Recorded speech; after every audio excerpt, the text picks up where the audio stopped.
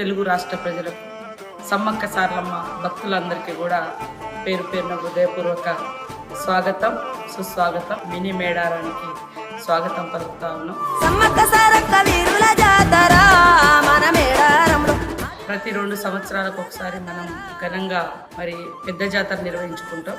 Last year పెద్ద జాతర జరిగింది. ఈ సంవత్సరం మినీ జాతర ములుగు జిల్లాలోని సమ్మక్క సారలమ్మ తాడ్వాయి మండలంలో మేడారంలో ఈ రోజు నుంచి జరగబోతున్న సందర్భంగా ప్రతి ఒక్కరూ మరి జాగ్రత్తగా వచ్చి తమ యొక్క మొక్కులను చెల్లించుకొని తిరిగి అంతే నమ్మకంతో, అంతే విశ్వాసంతో, అంతే జాగ్రత్తగా తిరిగి ఇళ్లకు చేరాలని మనస్ఫూర్తిగా కోరుకుంటా ఉన్నాం.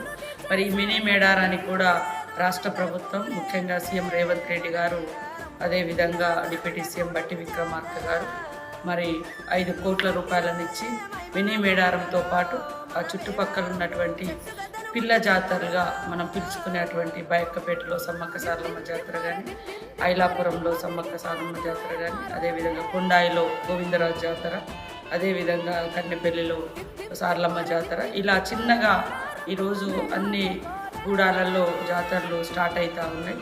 ఈ రోజు నుంచి శుక్రవారం వరకు ఘనంగా ఈ జాతరలు నిర్వహించుకోవడం ఆదివాసీ సాంప్రదాయానికి, విశ్వాసానికి ప్రతీకగా కొనసాగుతుంది.